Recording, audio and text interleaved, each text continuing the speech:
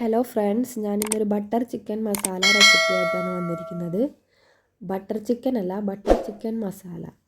അപ്പോൾ നിങ്ങൾ വിചാരിക്കുന്നുണ്ടാകും, ഈ ബട്ടർ ചിക്കൻ മസാലയും തമ്മിൽ എന്താ ഡിഫറൻസ് എന്നല്ലേ? ഡിഫറൻസ് ഉണ്ട് കേട്ടോ. അത് ഞാൻ ഈ വീഡിയോയിൽ പറയുന്നുണ്ട്. വീഡിയോ മുഴുവനായിട്ട് കാണാൻ ശ്രമിക്കുക. ഇഷ്ടപ്പെടുവാണെങ്കിൽ സപ്പോർട്ട് ചെയ്യാൻ മറക്കരുതേ. നമുക്കിതിനായിട്ട് ഞാനിവിടെ എടുത്തിരിക്കുന്നത് ബോൺലെസ് ചിക്കൻ 250 ഗ്രാമാണ്. ചെറുതായിട്ട് കട്ട് ചെയ്തെടുത്തിരിക്കുന്നതാണ്.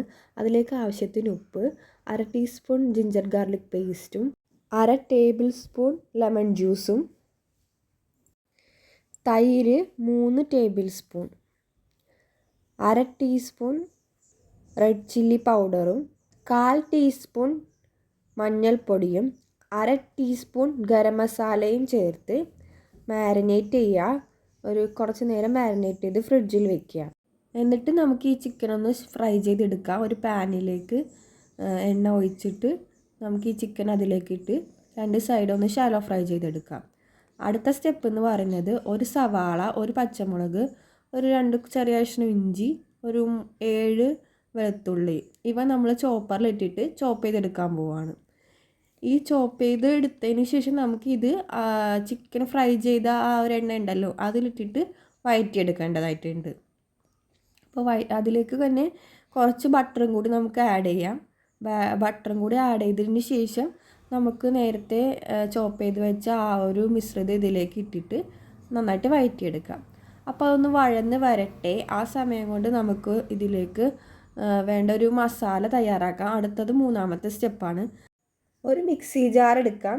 അതിലേക്ക് ഒരു തക്കാളി അരിഞ്ഞിടാം, ഒരു പച്ചമുളക്, ചൂടുവെള്ളത്തിൽ കുതിർത്ത 6 7 കാഷ്യൂ നട്ട്സും കൂടി ഇതിലേക്ക് ആഡ് ചെയ്യാം.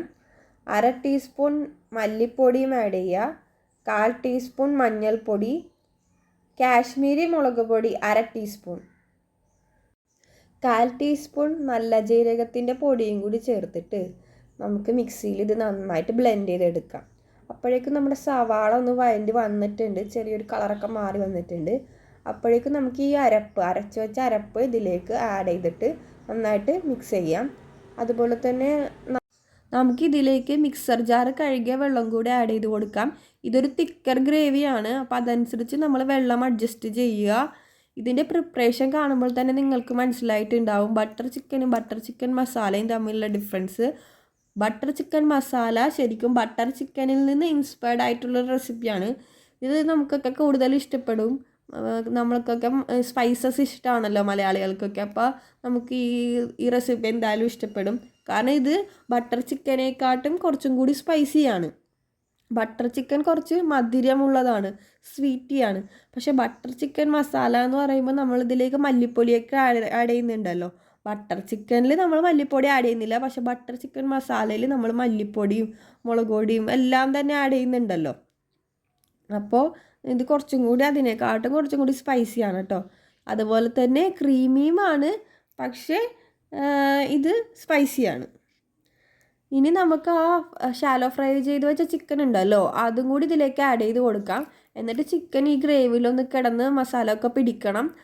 2 മിനിറ്റ് ഒന്ന് അടച്ച് വെച്ചിട്ട് കുക്ക് ചെയ്യാം. ചിക്കൻ്റെ വേവും കൂടി നോക്കണം. നമ്മൾ ഓൾറെഡി ഇത് ഷാലോ ഫ്രൈ ചെയ്ത് വെച്ച ചിക്കൻ ആയതുകൊണ്ട് അധികം വേവ് ഉണ്ടാവില്ല. പിന്നെ ഈ അരപ്പൊന്ന് പിടിക്കാമെന്ന് മാത്രമേ ഉള്ളൂ. ഈ സമയത്ത് നമ്മൾ ഉപ്പും കൂടി ഒന്ന് ചെക്ക് ചെയ്ത് നോക്കുക. ഉപ്പ് ആവശ്യമുണ്ടെങ്കിൽ ആഡ് ചെയ്ത് കൊടുക്കുക. എന്നിട്ട് ഇത് 2 മിനിറ്റ് ഒന്ന് കുക്ക് ചെയ്യുക. അതിനുശേഷം നമുക്കിതിലേക്ക് മല്ലിയില ആഡ് ചെയ്ത് കൊടുക്കാം. 2 table spoon fresh cream add ചെയ്ത് കൊടുക്കാം. 1/2 ടീസ്പൂൺ കസൂരി മെത്തിയും കൂടി ആഡ് ചെയ്ത് കൊടുക്കുക. ഇതാണ് ഇതിൻ്റെ ഫൈനൽ സ്റ്റെപ്പ്.